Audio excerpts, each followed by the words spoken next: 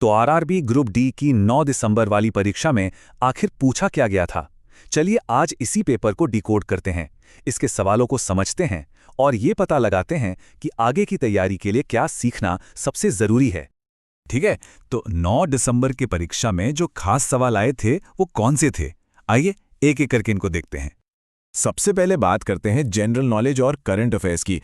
इस सेक्शन में ना कुछ बहुत ही इंटरेस्टिंग और कह सकते हैं बार बार रिपीट होने वाले टॉपिक्स देखने को मिले। एक सवाल आया था G20 के बारे में। पूछा गया था कि इसमें जी का मतलब क्या है। अब देखिए, सवाल तो बड़ा सीधा साधा है, लेकिन इसके पीछे का जो कॉन्टेक्स्ट है ना, उसको समझना तैयारी के लिए बहुत जरूरी हो जाता है। जी का मतलब है ग्रुप, जैसा कि यहां दिख रहा है। ये दुनिया की 20 बड़ी अर्थव्यवस्थाओं का एक ग्रुप है जो ग्लोबल मुद्दों पर बात करने के लिए साथ आते हैं। और यहीं से ना बात इंटरेस्टिंग हो जाती है। देखिए, एग्जाम में सिर्फ जी का मतलब नहीं पूछा गया। सवाल ये भी बन सकते हैं कि G20 आखिर है क्या? कि ये 19 देशों और यूरोपियन यूनियन का एक मंच है, या फिर इसका हाल ही में समिट कहाँ हुआ था? तो ये जो पैटर्न है ना, ये तैयारी के लिए एक बहुत बड़ी सीख है। अब डिफेंस की बात करते हैं। यहां एक खास मल्टीनेशनल मिलिट्री एक्सरसाइज के बारे में सवाल पूछा गया था, और वो एक्सरसाइज थी ज़ैपिड 2025।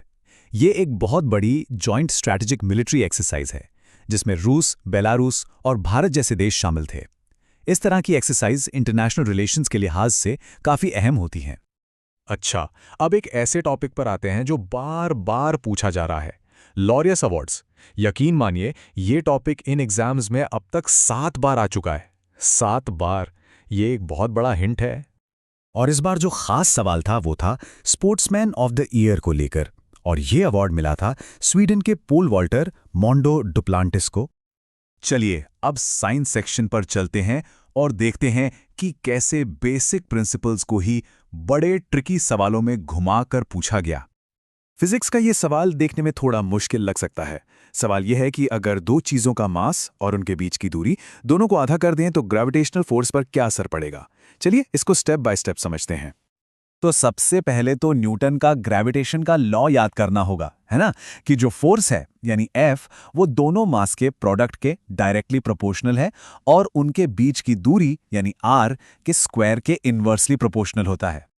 अब देखिए क्या होता है, जब दोनों मास को आधा किया तो ऊपर क्या आया, 1/2 गुणा 1/2 यानी 1/4 का फैक्टर।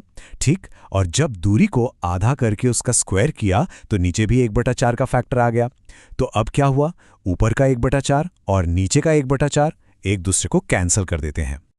तो इसका सीधा सा मतलब यह है कि ग्रेविटेशनल फोर्स में कोई भी बदलाव नहीं होगा, वो बिल्कुल सेम रहेगा, अनचेंज्ड। अब आते हैं बायोलॉजी के एक सवाल पर जो एक बहुत ही बेसिक स्ट्रक्चरल डिफरेंस पे टिका हुआ है। तो यहां जो मेन डिफरेंस है वो है राइबोसोम्स का।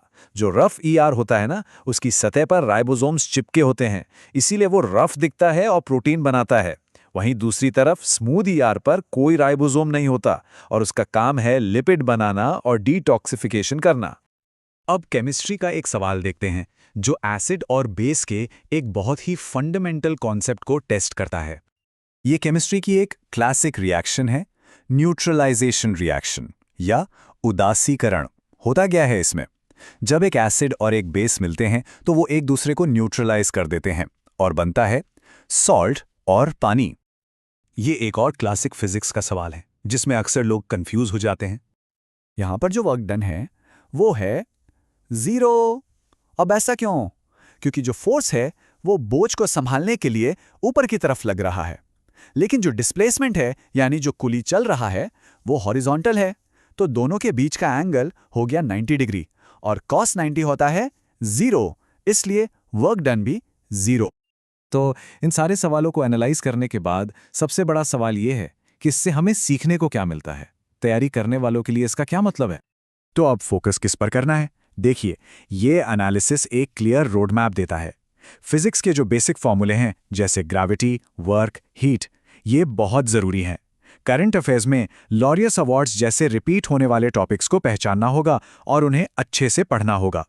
और बायोलॉजी में मेंडल के एक्सपेरिमेंट्स और सेल ऑर्गेनल्स जैसे कोर कॉन्सेप्ट्स को समझना जरूरी है। पैटर्न एकदम साफ है, जैसा कि यहां लिखा भी है, पैटर्न बिल्कुल साफ है। सक्सेस हर फैक्ट को रटने में नहीं है, बल्कि उन कोर कॉन्सेप्ट्स को समझने में है जो बार बार टेस्ट किए जाते हैं। तो स्मार्ट स्टडी करनी है इन हाई यील्ड एरियाज पर फोकस करके। तो अब जब एग्जाम का ये पूरा ब्लूप्रिंट साफ हो गया है, तो सवाल ये उठता है कि ये जानकारी तैयारी के तरीके को कैसे बदलेगी। इस पर जरूर सोचिएगा।